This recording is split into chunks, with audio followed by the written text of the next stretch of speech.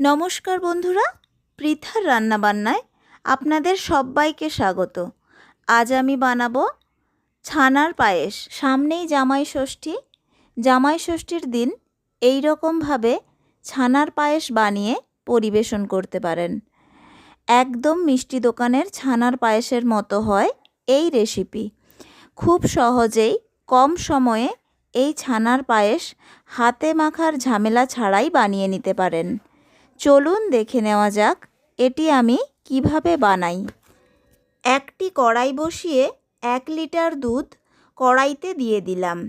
এখানে আমি প্যাকেট দুধ ব্যবহার করেছি। ওভেন হাইতে রেখে দুধ ফুটে ওঠা পর্যন্ত অপেক্ষা করব।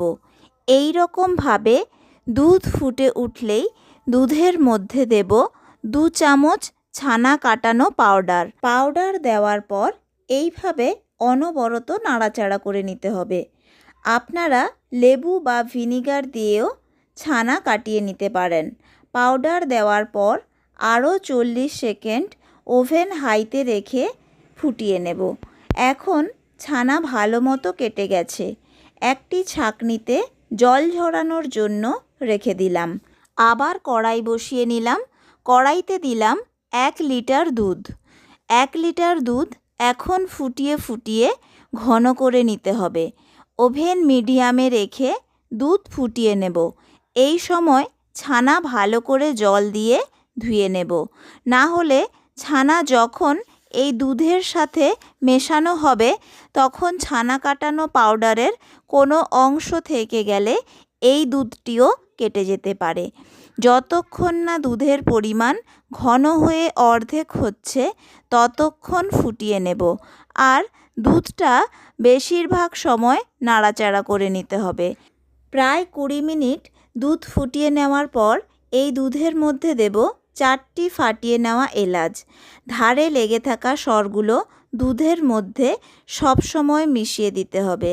আরও 5 মিনিট পর এর মধ্যে দিলাম 1/2 কাপ পরিমাণ বাতাসা।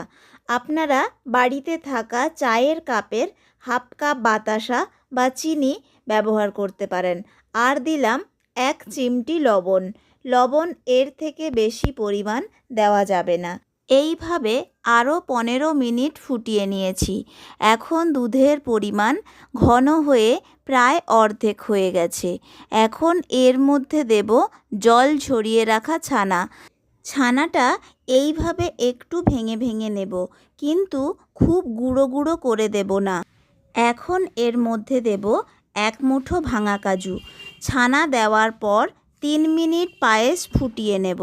এর থেকে বেশি আমি ছানার পায়েস ফোটাবো না। ঠান্ডা হলে এটা কিছুটা ঘন হবে। 3 মিনিট ফোটানোর ফলে দুধের মধ্যে বাতাসা দেওয়ার জন্য যে মিষ্টি ভাব আছে সেটা ছানার মধ্যেও চলে আসবে। এই সময় ওভেনের তাপ মিডিয়াম টু হাইতে রাখবো। 3 মিনিট পর এর মধ্যে দেব 1 চামচ ঘি। এবার ওভেন বন্ধ করে দেব। 20 মিনিট পর ঠান্ডা হলে এটা পরিবেশন করে নেব। ফ্রিজে রেখেও আপনারা এটি ঠান্ডা ঠান্ডা পরিবেশন করে নিতে পারেন। খেতে আরও ভালো হবে। এর ওপর ছড়িয়ে দিলাম টুকরো করে কেটে নেওয়া আমন্ড বাদাম, আর দিলাম টুকরো করা কিশমিশ ও কাজু বাদাম।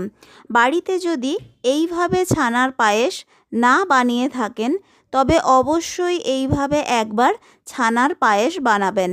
কেমন লাগলো অবশ্যই জানাবেন। ভালো লাগলে ভিডিওটি লাইক করে শেয়ার করুন প্রিয়জনদের সঙ্গে। আর আমার চ্যানেলে নতুন হলে চ্যানেলটিকে সাবস্ক্রাইব করে পাশে থাকা বেল আইকনটি প্রেস করুন, যাতে পরবর্তী ভিডিওটি সবার আগে দেখতে পারেন। ধন্যবাদ ভিডিওটি দেখার জন্য। ভালো থাকবেন, সুস্থ থাকবেন।